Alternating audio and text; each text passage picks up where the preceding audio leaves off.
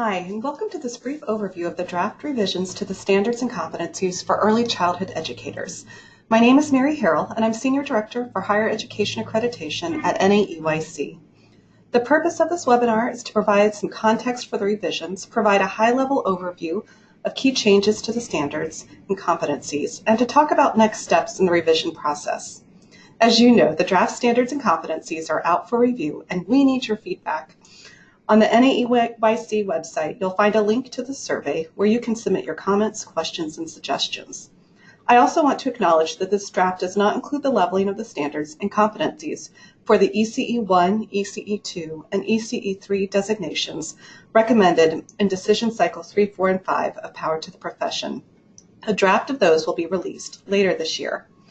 We've made the decision to focus first on the standards and competencies to ensure that we get the content right, and to hold on diving deeply into the leveling until after the next iteration of Decision Cycle 3, 4, 5 is released in the fall.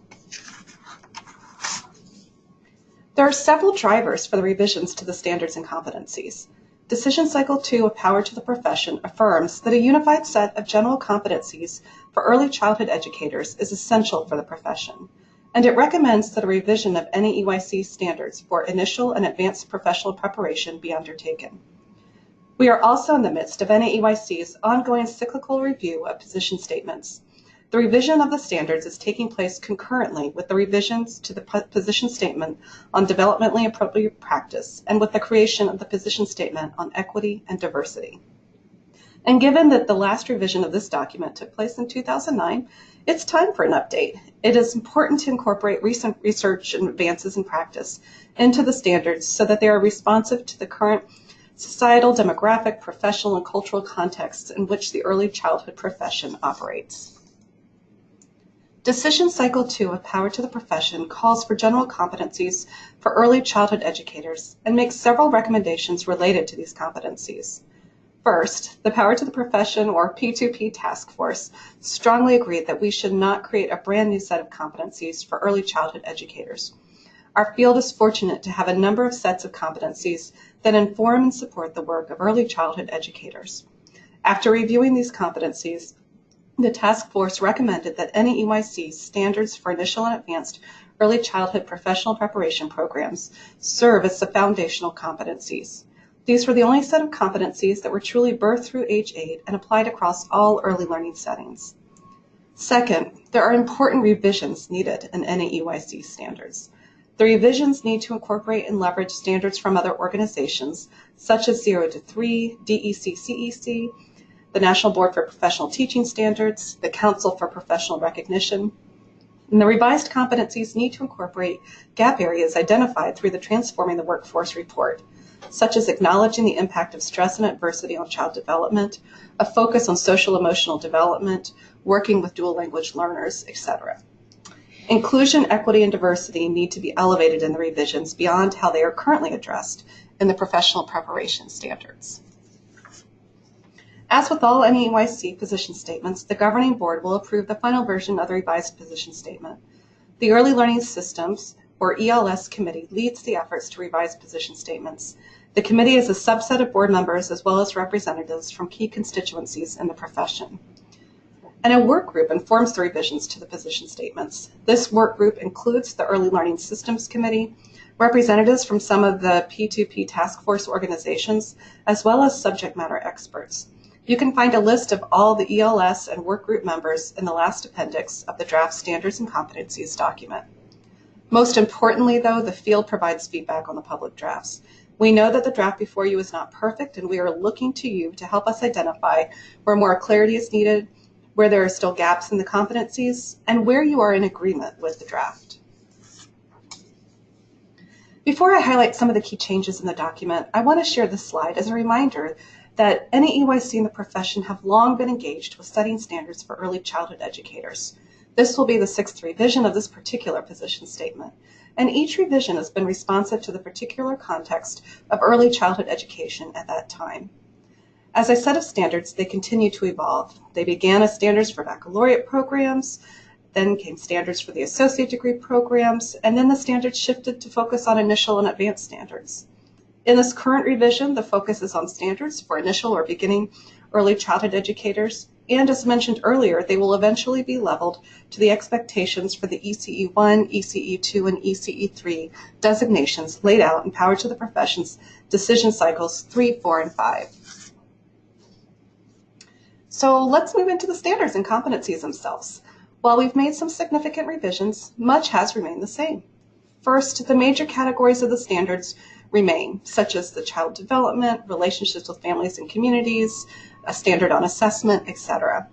Second, the flow of standards 1 through 5 continue to move from knowledge and understanding competencies to application competencies. Each of these types of competencies is essential for early childhood educators. And third, the core content in the standards remain, though certainly updates have been made.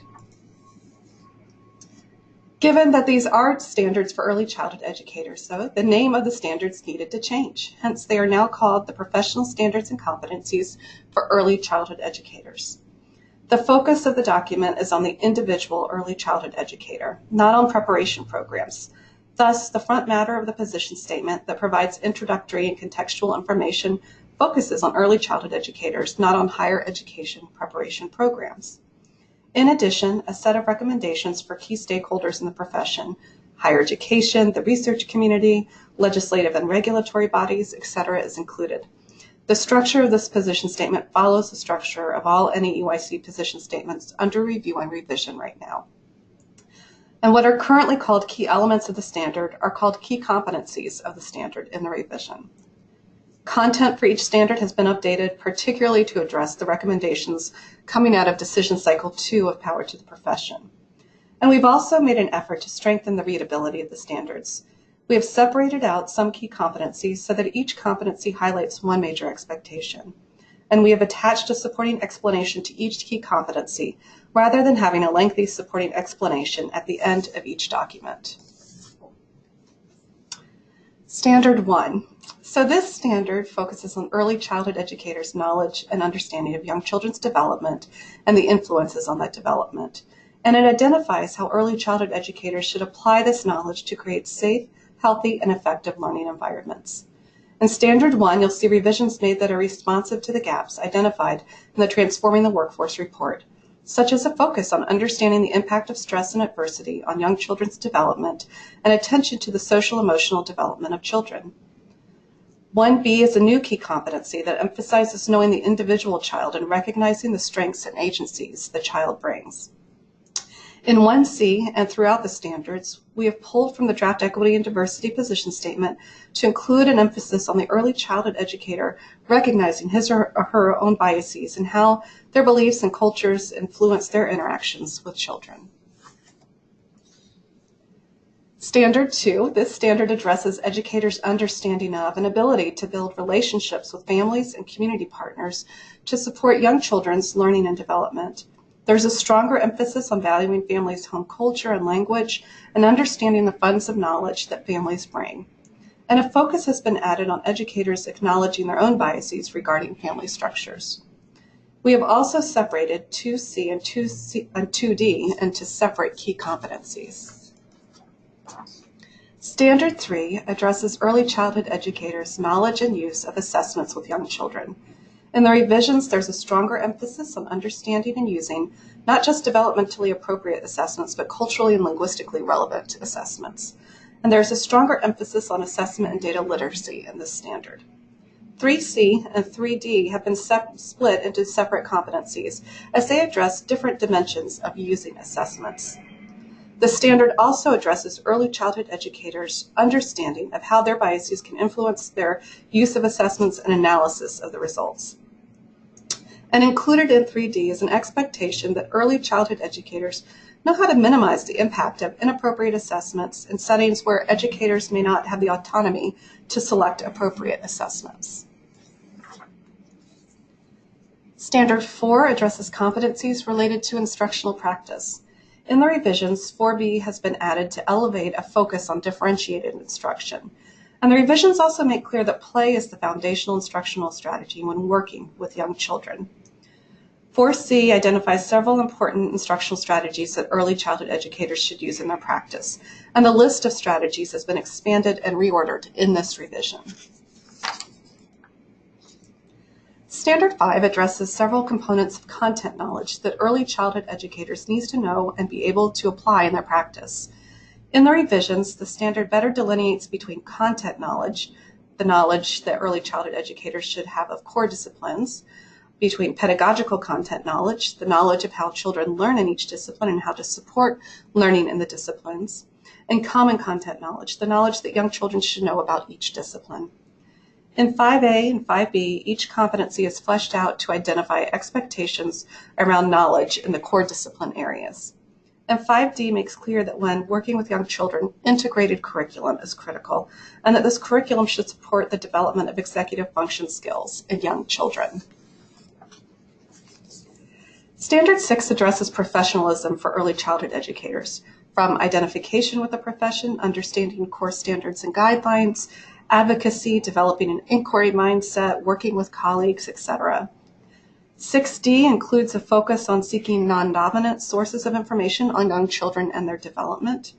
6F is a new key competency that addresses early childhood educators' understanding of bias and efforts to dismantle bias in their practice and within the profession and community. And 6G is a new key competency focused on the communication skills needed in early childhood educators. So next steps. As you know, the public comment period is open and we're eager to hear from you. You can find a link to the feedback survey on NEEYC's website at neeyc.org/resources/position-statements. And within the survey, you'll have the option to provide general feedback on the document or to provide specific feedback on each section of the document and each standard. The survey asks for feedback on the content in the standards and competencies, as well as on the clarity of the document. The Work Group and Early Learning Systems Committee will review all feedback and make further revisions to the document, and a second draft will be released for public comment. In the coming weeks, we will be hosting a live webinar to provide a more in-depth overview of the revisions, to answer questions and hear your feedback. Thank you for taking the time to learn more about the professional standards and competencies for early childhood educators. We are eager for your feedback.